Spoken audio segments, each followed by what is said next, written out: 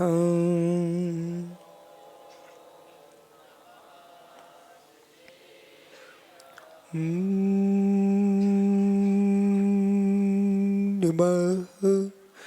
सिद्धिभ्यः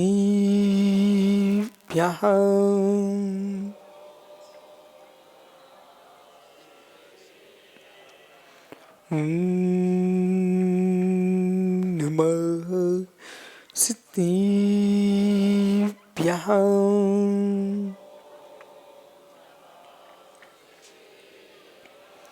ऋडिम्बियोडिदीवं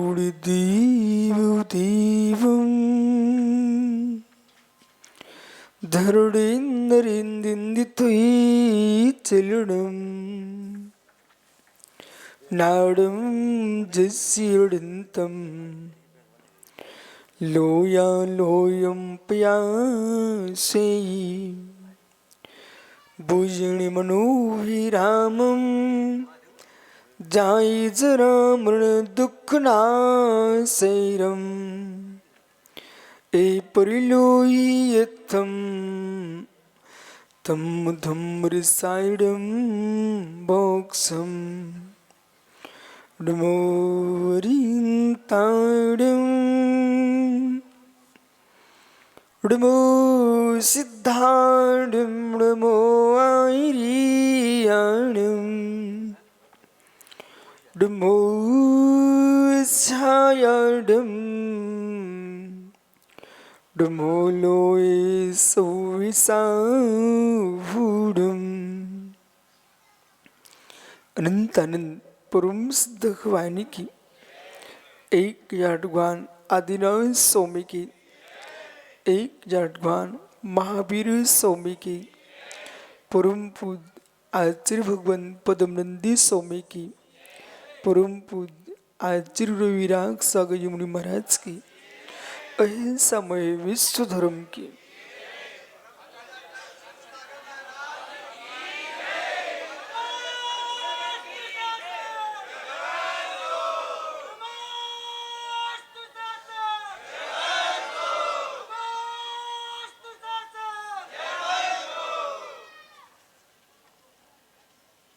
बंधु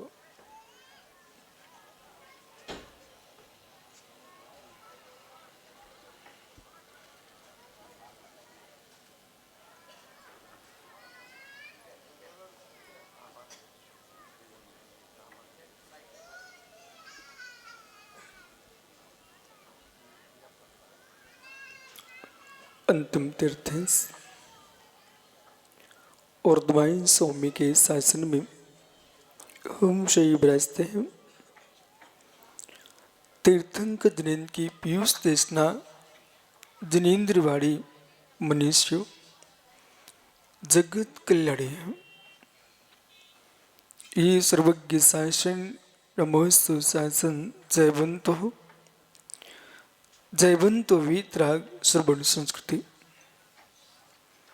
भगवत अरहत परमेश्वर तीर्थंकर दिनेश्वर देव ने विश्व वसुंधरा को वस्तु के वस्तु का यथार्थ बोध दे करके महान उपकार किया है। प्रत्येक जीव को चाहिए है अपना वर्तमान जीवन जीते देखते ही उसको भूत भविष्य पर दृष्टिपात करना चाहिए। जो जीव मात्र वर्तमान को देख के जीता है, भविष्य को भूल चुका होता है, भूत को भूल चुका होता है, वो व्यवहार में सम्यक सुख से नहीं रह सकता। परमार्थ छोड़िए। यदि आज जय निशान को इतना बड़ा मंच मिला है, कोई छोटा विद्वान सामने आ रहा हो, इनका कर्तव्य है उसको इतना सम्मान दो वो छोटा ये समझे कि मेरा भी कोई स्थान है। बोले क्यों? यानी सबके दिन एक से नहीं होते, सबके दिन एक से नहीं होते। यही गिरार तीर्थ है। रजवांश के पंचनाग के बाद मेरे जीवन का दूसरा पंचनाग था, वो भगवान आदिनाथ स्वामी थे।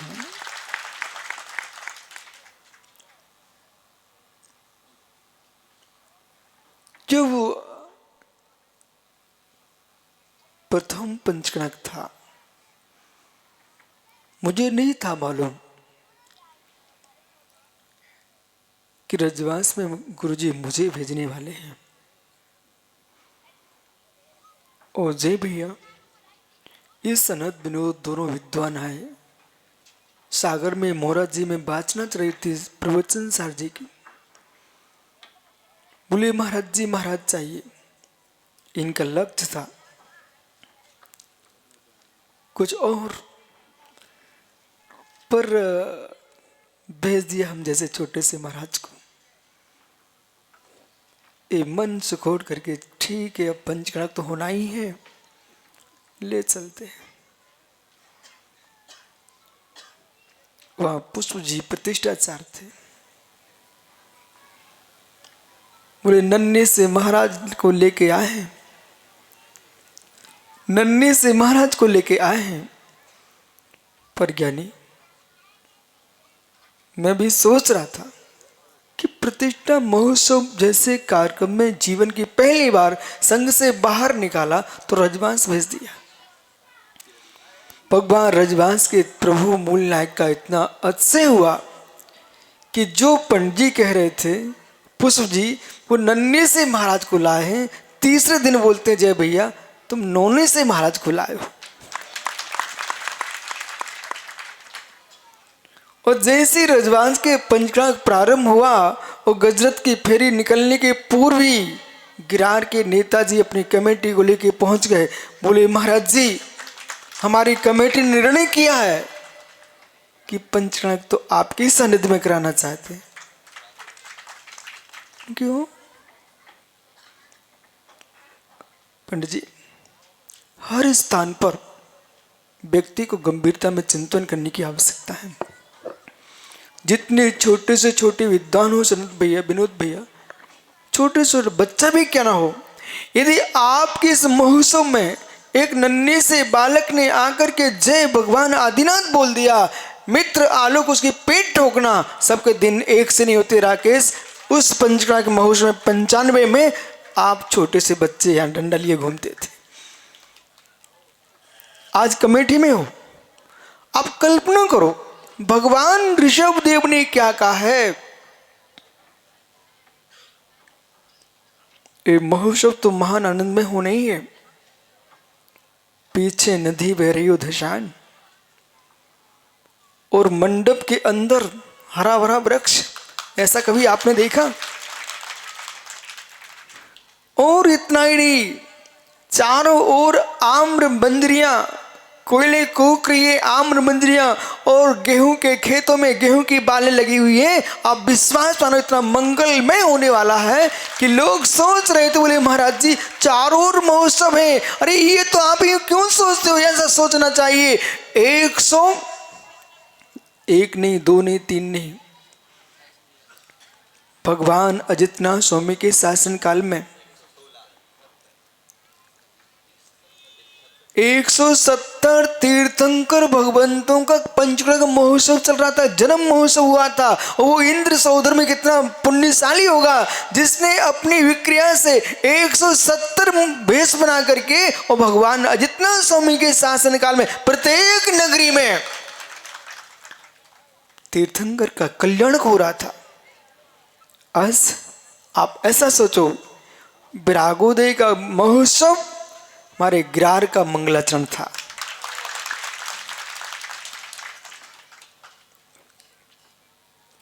चाहे टीकमगढ़ में हो, बेलसे में हो, चारों ओर पंचकर्म चल रहे हैं।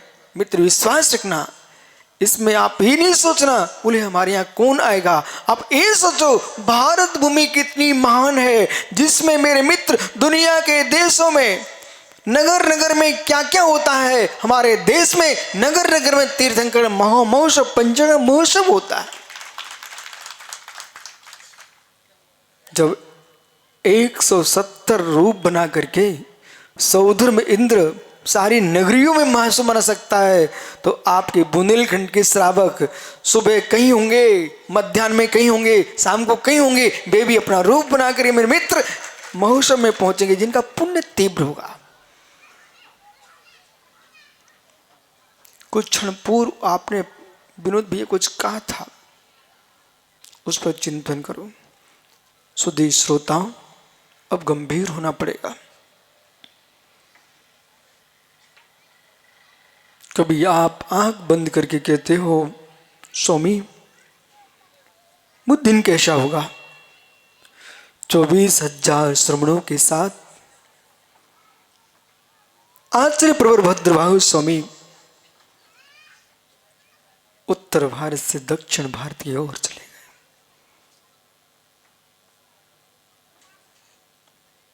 पूरा गांव का गांव क्या, देश का देश हमारा शून्य हो गया। घर से एक मेहमान चला जाए तो आपको सन्न दिखाई देता है। कल मेरे पास श्रावक आए त्योरी के, बोले महाराज जी ब्रागोदय में शून्य हो गया है।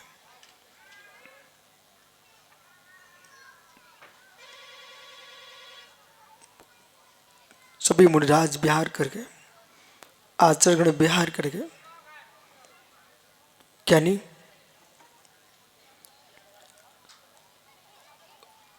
जब भद्रबाहु स्वामी 24,000 योगियों के साथ उज्जैन से दक्षिण की ओर चले गए, उस हमारे श्रावकों की क्या दशा हुई होगी। ये भूमि वो है जहां मात्र अपने बेटे बेटी के ही लिए नहीं रोते हैं, ये वो भूमि है जहां 9 देवताओं के लिए रोते हैं। इसलिए नवीन भाई, ये आंखें जब तक खुली है, संयोग तुमको मिल रहा है, संयोग मिल रहा है और बुद्धि काम कर रही है। जिनवाणी, जनदेव, निर्गंत वीतरागी गुरु, इन 3 रत्नों के पास बैठे रहना, क्योंकि समय बदलते समय नहीं लगता है, समय बदलते समय नहीं लगता है मित्र।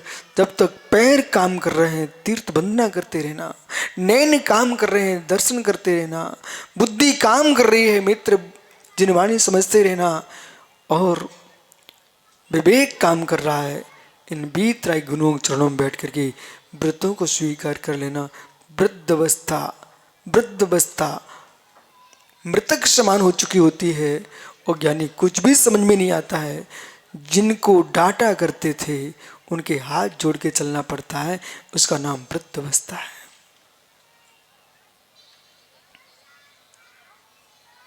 जितने महोत्सव देश में चल रहे हैं, जितने तीर्थ यहाँ बने हुए हैं, चेतन अचेतन तीर्थ तुमको दिखाई दे रहे हैं, इतने अच्छे से निहार लो जय भैया, इतने अच्छे से निहार लो जैसे सौधर्व इंद्र 1000 नेत्रों से प्रभु को अवलोकन करता है जन्म कल्याणक महोत्सव के दिन। परंतु तीर्थंकर ऋषभ देव के पिता नाभिराज ने तो आंखें बंद कर लिए। तो सौधर्व इंद्र ने कपूरचंद ये प्रश्न किया, प्रभु के अवलोकन के लिए हम सुधर्म समाज छोड़ करके 1000 नेत्र बनाए हैं, पर हे तात आप 2 आंखों से देखने वाले आंखें बंद कर लिए। हे सौधर्मेंद्र, इस रहस्य को रहने दीजिए। नहीं, मैं जानना चाहता हूं आपने ऐसा क्यों किया। सौधर्म, देवेंद्र विवाह कहता है मैं ऋषभ देव के पिता हूं मैं, लेकिन परमार्थ देखो ये तो जगत के पिता है।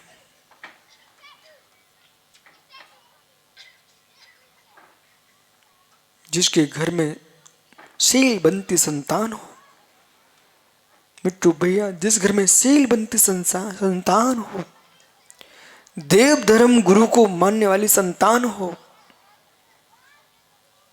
आप दरिद्र भी क्यों ना हो, तब भी मित्र घर के आंगन में बैठे के ढोल बजा लेने बोले। क्यों?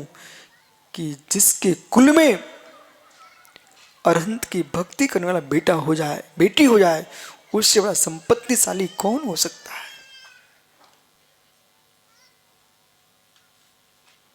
और जिसके घर में संपत्ति अटूट हो, वो घर में शीशियां दूसरी फूट रही हो, उससे बड़ा दरिद्री कौन हो सकता है।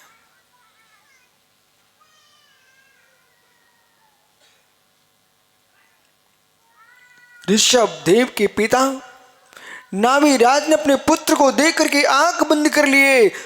चौधरविंद्र ने बहुत प्रश्न किया। उन्होंने धीरे से कहा, देवेंद्र,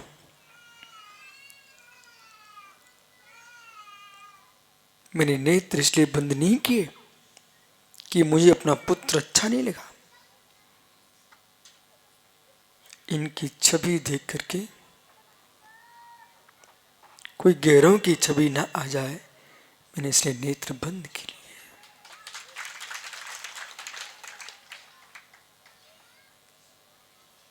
पंचम काल के श्रावक श्रावकाओं, ओ निर्गंत वीतरागी श्रमण श्रमणियों,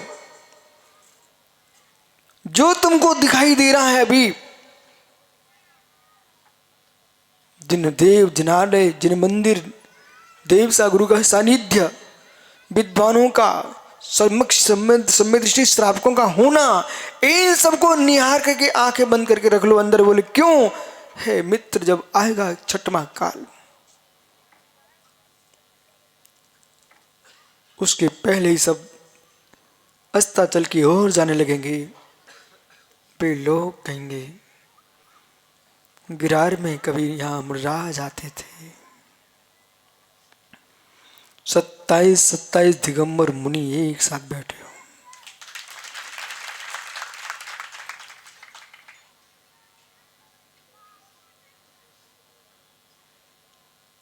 चाहे गोपाचल किला हो, चाहे बदामी की गुफा हो,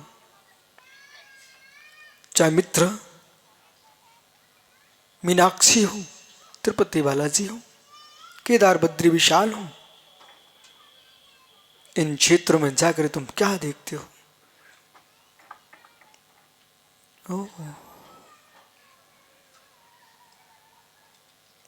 इसलिए सभी श्रावकों से मेरा कहना है, एक कभी मत सोचना आज मैं कमजोर हूं। इस धसान नदी के तट पर बैठ करके ऐसा चिंतन करो, प्रभु एक मिस्री वाले मंदिर बनवाते तो अच्छा लगता, पर मिस्री बनाने खाने वाले, मिस्री खाने खिलाने वाले भोगों की खटास और मेरे में कड़वेपन को प्राप्त हो जाए, खारेपन को प्राप्त हो जाए, तो क्या महान। नमक बेचने वाले व्यापारी ने ऋषभ देव को विराजमान कराया हो, ये मेरी तो उसका नाम गिरार तीर्थ है। पंडित जी मुझे अभी बताया, बोले महाराज जी ये जिनालय एक नमक के व्यापारी ने बनवाया।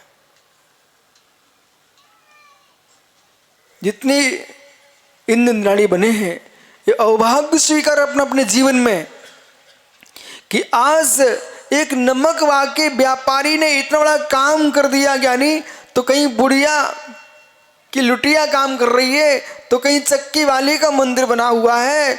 आपको बोध होना चाहिए है, तो कोई रुई वाला बना रहा है, पर ये वो समझ रही है हमारे बुंदेलखंड में मित्र रुई बेच लिया, नमक बेच लिया, मूंग की दाल का पानी पी के सो गए हो, लेकिन तीर्थंकर अनंत के जिनालय स्थापित करके जिन शासन को जयवंत किया है। पदम नंदी स्वामी धम्म रसायन ग्रंथ में 82 और 83 नंबर की गाथा में कह रहे ज्ञानियों समझो, ये दिन भी निकल जाएंगे, पर्याय नष्ट होने के लिए आती हैं। भैया राजकुमार जी, पर्याय नष्ट होने के लिए आती हैं। क्या नहीं राम कुमार सोते सोते ही प्रभु का कीर्तन करते रहना। हे मित्र, अवभाग्य स्वीकार करो। जैसे उपदेश प्रारंभ होता है संगीतकार बंद करके भग जाते हैं, वो पंडित धीरे से खिसक के अपने नाश्ता करने चले जाते हैं। लेकिन यहाँ संगीतकार भी बैठा हुआ है और विद्वान भी बैठे हुए हैं। क्या नहीं समझो मैं क्या बोल रहा हूं। इस वृक्ष से मिलो। आज मैं केवली होता इस वृक्ष के एक एक भवाली को बताता, पर मैं केवली नहीं हूं। प्रसुत ज्ञान से मैं जानता हूं इस बात को। कर्म फल चेतना भोग रहा है। श्री मंडप के अंदर खड़ा वृक्ष, उस कमेटी को पंडित आप तिलक कर देना जिसने इतनी दया की हो कि मंडप के आने आए हुए वृक्ष को जमीन से निकाल के नहीं फेंका, उन्होंने मंडप के अंदर ले लिया।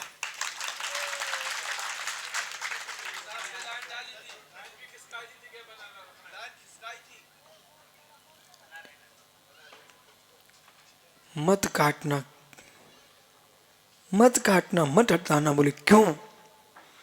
जिसे तुम वृक्ष देख रहे हो, भगवान महावीर स्वामी से पूछो, वे कभी अकौआ के वृक्ष के अंदर बैठे थे।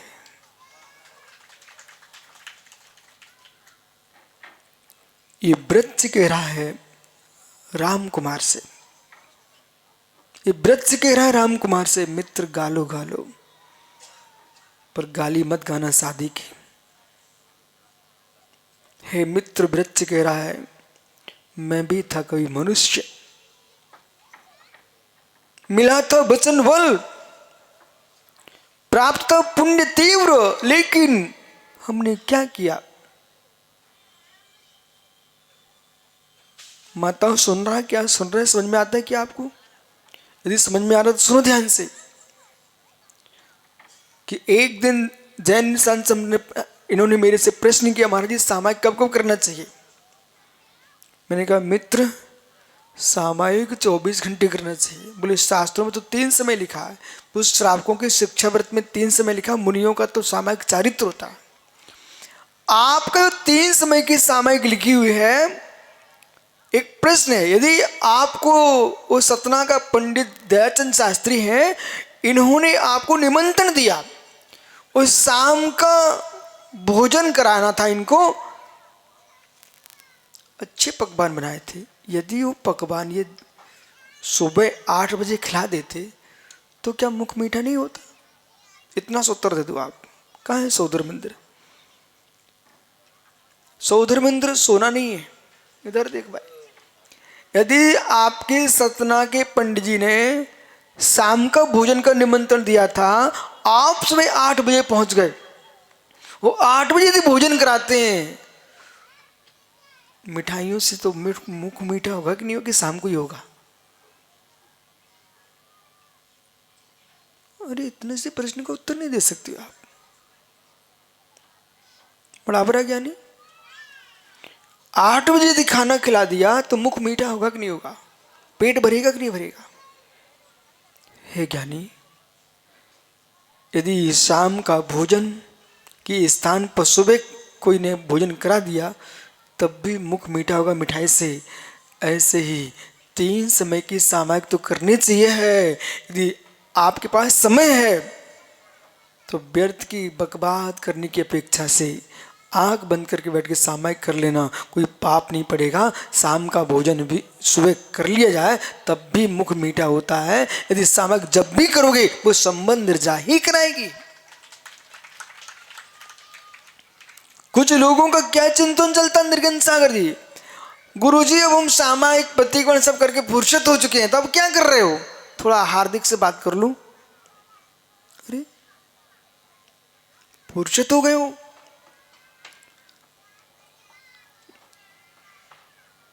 मां कभी फुर्सत नहीं होती और महात्मा कभी फुर्सत नहीं होता। मां कभी फुर्सत में नहीं होती है, महात्मा कभी फुर्सत में नहीं होता है। इसको समझिए मैं क्या बोल रहा हूं। मां कभी फुर्सत में नहीं होती है। वो नहीं मानो तो अब जय निशान से नहीं पूछना, सनत विनोद से पूछना, क्योंकि वो न कुछ उनके आगे पीछे कोई है नहीं है, फ्री बेचारा पड़ा रहता है। विनोद भैया आप देखना, साहेगढ़ में मैं वाचना कर रहा था तहसील साहब, सो वहां पर ठंडी का मौसम था, छत पर समाज ने पाटे लगा दी, बोले महाराज जी यहाँ धूप रहती है, यहाँ सामायिक स्वाध्याय होता रहेगा। अब हुआ ये, मैंने क्या बोला, माँ महात्मा फुर्सत में नहीं होते कभी, और होना भी नहीं चाहिए। बगल में ही बहुत सारे श्रावकों के मकान, आपने तो देखा साईगढ़ का मंदिर। अब छत पर संग बैठा हुआ, आचार्य विराग सागरी षटखंडागम का स्वाध्याय कर रहे। मैं क्लास पढ़ने के लिए पहुंच गया। मिट्टू भैया मालूम क्या हुआ, नीचे एक मकान में बर्तनों की आवाज आ रही थी। अब समझ गए, बेचारे 3 बजे माता उस घर में बर्तन मांज रही थी, तो खन खन की आवाज आ रही थी, पर बर्तन की आवाज नहीं आ रही थी, उनके मुख से भी आवाज आ रही थी। वे माताएं बोल रही थी, भैया भुंस आ रहे तो हमने एन खूब लुचई बना ले, वो महाराज को हार करा दे। अब शाम को सोची है कि एन पराठे बना लेंगे। अब मैं चुल्लक था, आवाज आ रही थी, मैं सोच रहा था ये देखो बेचारियों को, सुबह के तो बर्तन मांज रहे, वो शाम की तैयारी कर रही, इन्हें फुर्सत है ही नहीं है। मां सही है, ऐसे ही करते ना आप, नहीं है फुर्सत, सुबह का बना के खा नहीं पाए, वो पेट में पच नहीं पाया, शाम की तैयारी प्रारंभ कर देते हैं। ऐसे ही पुण्यात्मा महात्मा जो होता है, पूर्व में पुण्य करके आता है, उसको तो पचा नहीं पाता है, वो तपस्या करने लग जाता है, वो फुर्सत ही नहीं होती है।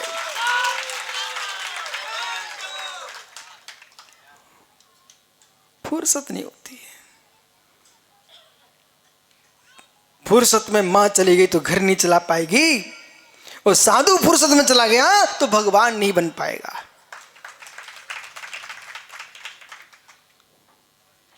बोलो विद्वानु बराबर बराबर। हाँ हाँ, अब ज्ञानी में ये कह रहा हूं, इसलिए वो वृक्ष आपसे कह रहा है कि मैं भी तभी मनुष्य था, और मनुष्य पर्याय में हमने बकवाद किए, ऐसा कर्म का बंद किया, स्थावर नाम कर्म का बंद करके मैं एक इंद्रिय बन गया, लेकिन मंदिर का पुजारी था। लेकिन मंदिर का पुजारी था, मंदिर में तीर्थ में बैठ के भी यहां की बातें करता रहा। स्वाध्याय का समय हो तब मैं स्वाध्याय कर लेता, जिनवाणी पढ़ लेता, पर जिनवाणी में मन ही नहीं लगा। ऐसे कर्म का बंद किया, एक इंद्रिय स्थावर पर्याय को प्राप्त किया, परंतु संस्कार विपरीत नहीं जाते हैं। यही वृक्ष, ऐसे भी तो वृक्ष हैं जो जंगल में शून्य में खड़े हुए हैं, नालों पर खड़े हुए हैं, वो वृक्ष जिनालय के अंदर है। ये पुण्य के संस्कार काम में आए कि वो उत्पन्न भी हुआ तो श्री मंडप के अंदर लगा हुआ है।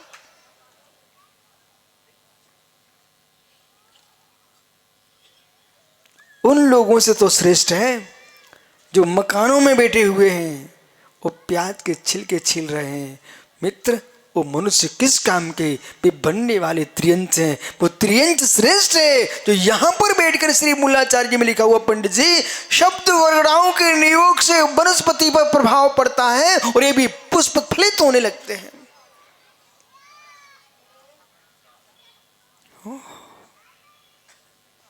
इसलिए यहां पर आचार्य महाराज क्या कह रहे हैं,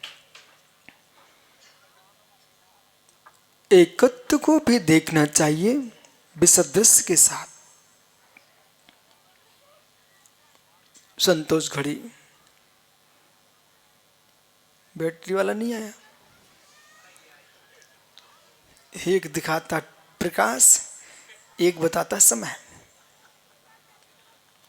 मित्र समझ ज्ञानी, भैया समझ ज्ञानी,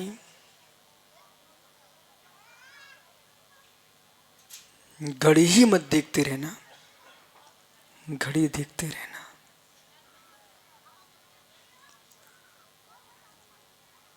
सदृशता को देखते हुए विसदृशता को देखना चाहिए, और विसदृशता को देख करके सदृशता को देखना चाहिए। विसदृशता को देख करके सदृशता देखना चाहिए। इस जीव ने जेहि पावई उच्चतम चिरकालम पायुर्यत्तम, इस जीव ने चिरकाल तक दीर्घ काल तक पुण्य कर्म के नियोग से उच्च अवस्था को प्राप्त किया, अथवा घोर पाप करके चिरकाल तक नीच अवस्था को प्राप्त हुआ हो। दोनों धारणा देखिए, मेरी तरफ देखो। तुम सामान्य मनुष्य श्रेष्ठ कुल में जन्मे, एक जीव नीच कुल में जन्मा। एक श्रेष्ठ कुल में जन्म ले रहा है, एक नीच कुल में जन्म ले रहा है। आप कुल की अपेक्षा से विसदृशत्व को देख रहे हो, लेकिन मित्र, गर्भ की पीड़ा किसको अधिक होती है? सनत पंडित जी, वैश्य की मां के गर्भ में ज्यादा पीड़ा होती है कि क्षत्रिय के, कि ब्राह्मणी के गर्भ में अधिक पीड़ा होती है कि शूद्र के गर्भ में अधिक पीड़ा होती है बच्चे को?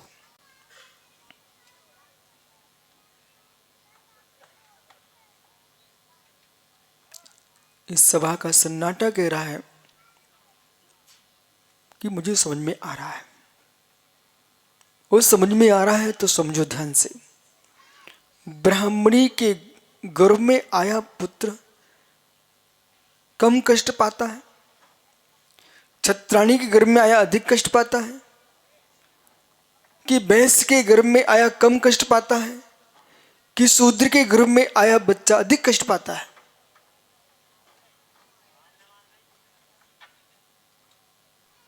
मां, इस बात को आप समझती हो?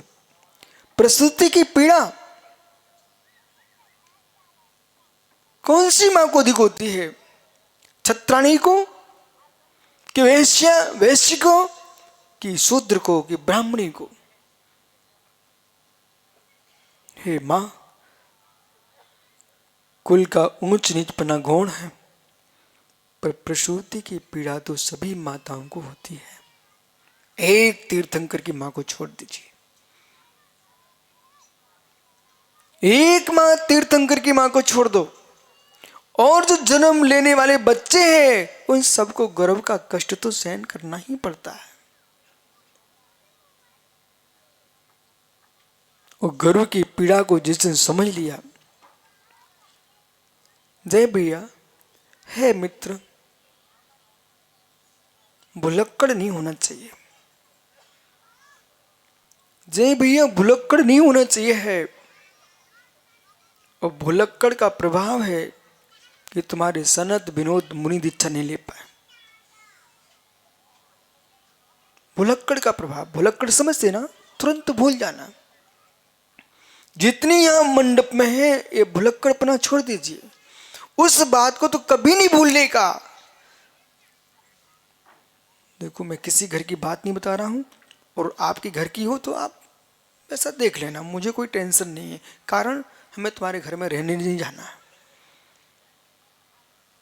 पंडित जी, विनोद जी, मित्र, ईमानदारी से बोलना, आप भरत के पिता हो कि बाहुली के?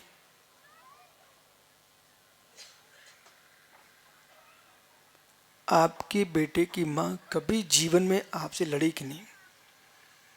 ईमानदारी से बोलना है?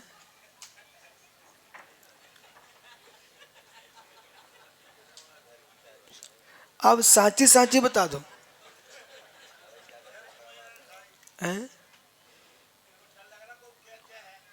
को का के कछु नहीं होने।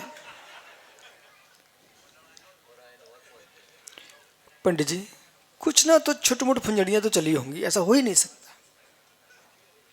सनत भैया, आप ही बता दो, विनोद नहीं बता रहा।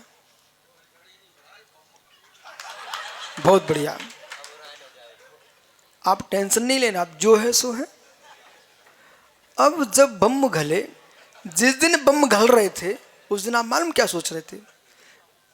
इससे अच्छा तो ये है कि घर छोड़ के कोई संग में चले जाते। देखा, जब पंडित जी ने ये निर्णय किया, और आप क्या पंडित गोपाल दास बरैया की सुनो ना, आप कथा सुनते ही रह जाओगे।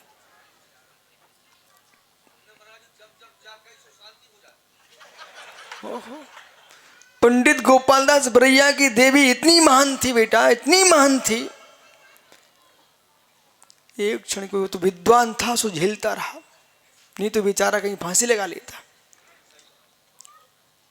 एक दिन पंडित जी बाहर गए थे, लेट आए घर में, और उधर भिंड मुरैना ग्वालियर की ओर जाना भयंकर ठंडी पड़ती है, पौष का महीना। पंडित लेट आए, रात्रि के 12 बज गए, वो देवी जग रही थी, तब भी उसने गेट नहीं खोला। आवाज देते देते आंसी सुनते जाना, आवाज देते देते आंसी सुनते जाना। सुख के जीवन नष्ट करना हो तो अब सनत जी से मिल लेना। ओहो, पंडित जी लेट आए ना घर, बेचारे सोचते कि अब देखो वो तो मानने वाली नहीं है। अपनी शांति से उन्होंने कपड़ा बिछा करके चबूतरे पे बैठ गए। अब क्या सोचती देवी, अरे आवाज आना बंद हो गया। वो आवाज आना बंद हो गया, उसने खिड़की गेट खोल दिए, और गेट खोले, पंडित बेचारे ठुठरे आंखें नीचे बैठे थे, भगवान की माला फिर रहे थे। अंदर गई वो अंदर जा करके मटके में पानी भरा था। पौष के महीने में कितना अब मटके का पानी होगा, कितना ठंडा होगा। वो आ करके बोले, समझ नहीं आ रही थी, उसने ऐसे उड़ेल दिया पूरा पानी सिर पर। बेचारे पंडित जी क्या बोले, धन हो देवी, अभी तक गरजती ही तू आज तो बरस भी गई।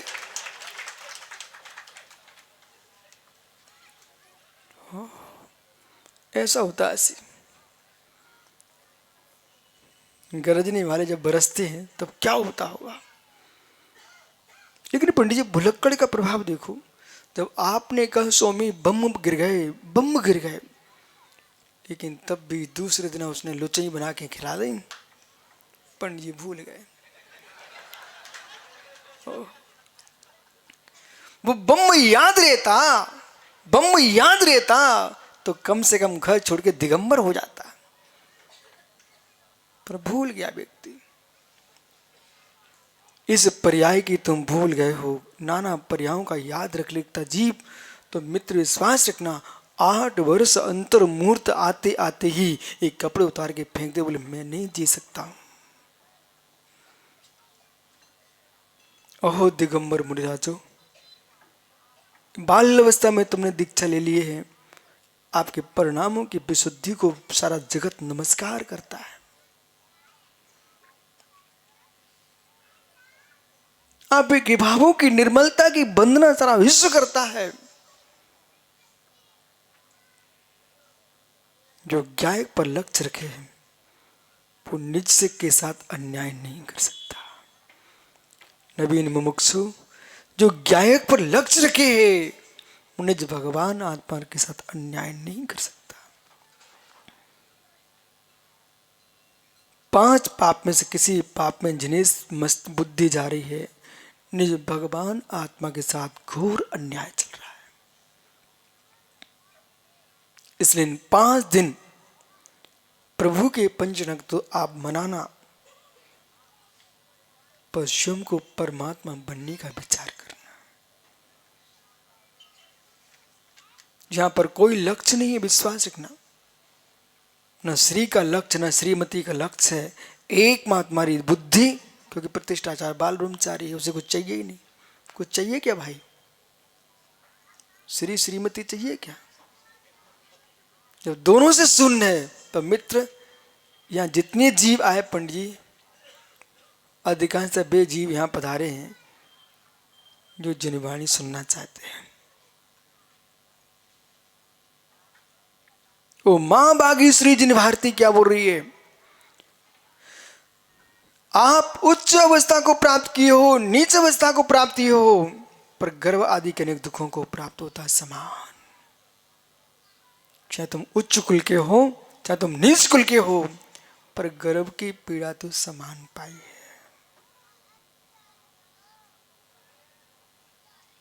हर जीव का इतना प्रज्ञा का उत्कर्ष होना चाहिए है, इतना प्रज्ञा का उत्कर्ष होना चाहिए है कि मां के गर्भ से जब निकल रहे थे उस पीड़ा का बोध हो जाए ना, आदमी पुनः वो काम नहीं करे कि मां के गर्भ में जाना पड़े। ऋषभ देव भगवान की पूजा की जयमाला पढ़ लेने के बाद पूरा का पूरा गर्भ का व्याख्यान लिखा हुआ उसमें। निकसे जाऊं जंत में तार हो, प्रभु दीन सुन मिनती मेरी।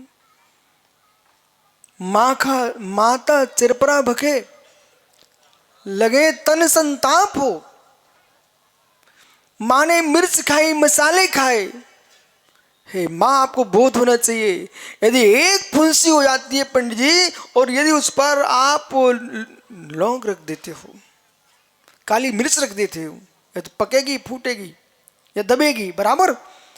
जब इतना तीव्र तीक्ष्णता उसके अंदर है कि मसाले के अंदर वो मसाला अंदर में नन्हे से बच्चे के ऊपर मसाले की वो गर्मी कितनी पीड़ा देती होगी।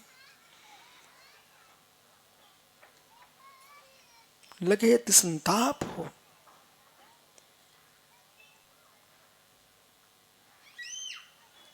वो मां कितनी करुणाशील है, अपनी इच्छाओं को दबा करके मेरे गर्भस्थ शिशु को कष्ट न हो जाए अपना भोजन बदल देती है। हो मेरे गर्भस्थ शिशु को कष्ट न हो जाए, मां अपना भोजन बदल देती है, अपनी चाल बदल देती है, अपना जीवन बदल देती है, मेरे बेटे को, गर्भस्थ बेटे को कष्ट न हो जाए।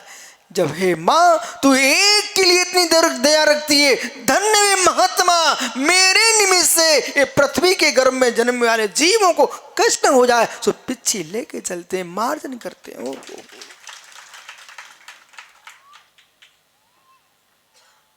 मां एक को बचाती है। समझो सौम्य सागर जी, ये सच्चे भावलिंगी बीतरा के दिगंबर मुनि हो। मां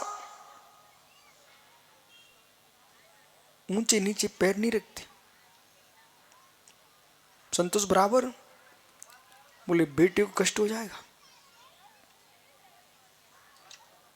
मां ऊंचे नीचे भूमि को संभाल के चलती है।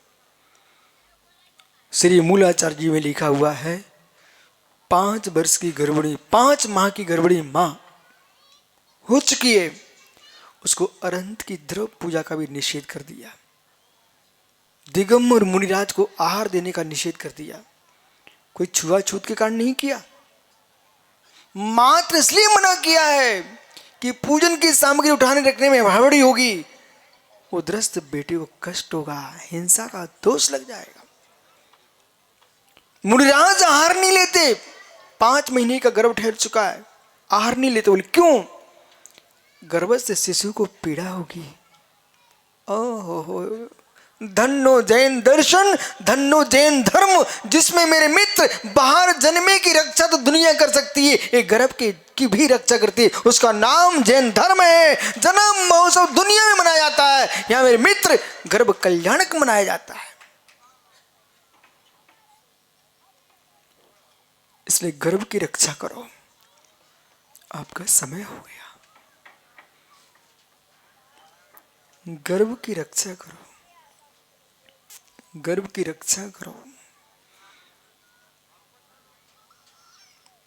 जिनके भावों में धर्म पल रहा है वे अपने धर्म के गर्भ की रक्षा करें, जिनके उदर में शिशु पल रहे हैं वे शिशु की रक्षा करें। दोनों धर्म हैं, दोनों धर्म कह रहा हूं, दोनों धर्म है, नवीन मुमुक्षु समझ, दोनों धर्म है।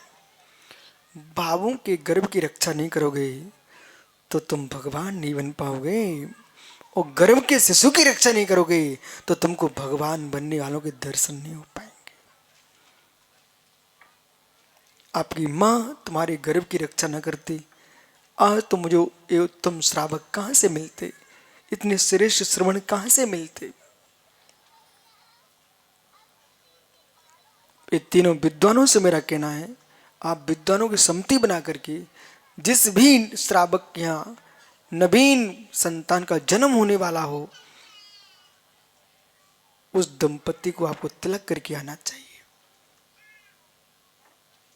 उसे ये महसूस न कराओ कि तुमने बहुत बड़ा पाप कर लिया है, तुम ये महसूस करा के आओ बेटा तूने काम पुरुषार्थ में भी हमारे श्रावक श्राप का बनने वाले मुनियों को जन्म देने आ रही हो।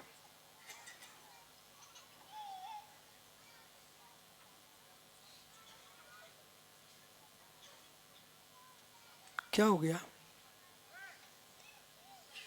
क्या हो गया आप लोगों को? इतने शांत क्यों?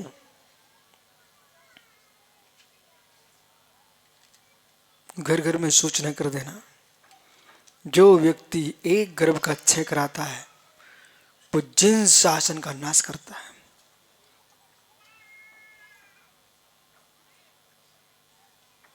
इतनी मुराद गर्भ में आए ना किसी माँ के, बोलो ये तीनों पंडित अपनी माँ के गर्भ में आए थे कि नहीं? आज तुम श्रीफल लेके पहुंच जाते हो, बोले पंडित जी हमको पंचरण कराना है। आंख बंद करके देखो, ये आंख बंद करके देखो, इनकी माँ एक काले कलूटे दोनों भाइयों को पाल रही होगी कैसे। तो उससे सुनो पंडित बुरा नहीं मानना, बोले काले कलूटे बच्चे जब छोटे होते और काले दिखते, पर माँ ये नहीं सोच रही थी चेहरा बना कि मेरे बच्चे काले हुए। अरे काले हुए तो नेमिनाथ भी तो काले हुए थे, अब तो खुश हो। हाँ। क्या हुआ पंडित जी?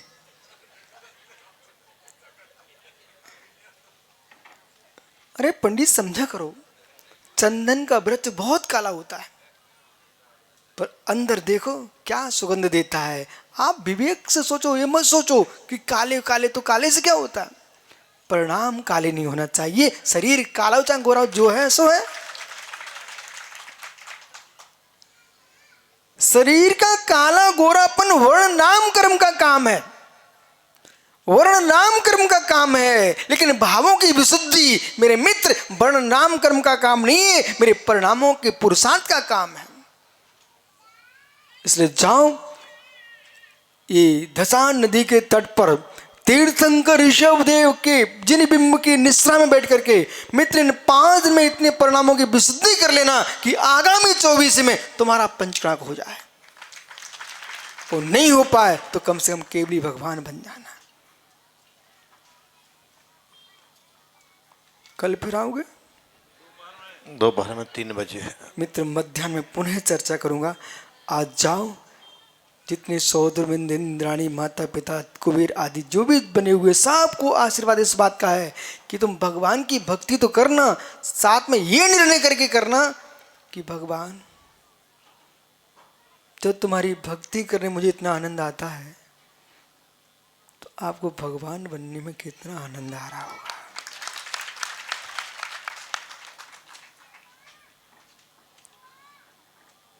जाओ, नहीं तो मालूम सुब्रत सागर जी ये फिर सनत विनोद प्रश्न करेंगे, बोले महाराज जी आर का समय कितना होता है? पर इनको ये भी प्रश्न कर चाहिए, बोले महाराज जी हमें माइक कितने बजे दे देना चाहिए?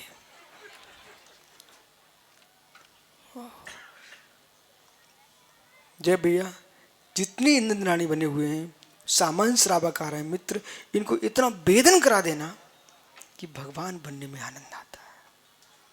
ये सब भगवान बनने के लिए ही आए हैं। भगवान बनने में आनंद आता है और विश्वास मानो जो जो ये आएंगे भव्य जीव वे नियम से भगवान बनेंगे। आत्मा स्वभावम परिभाव भिन्नम, आत्मा स्वभावम परिभाव भिन्नम।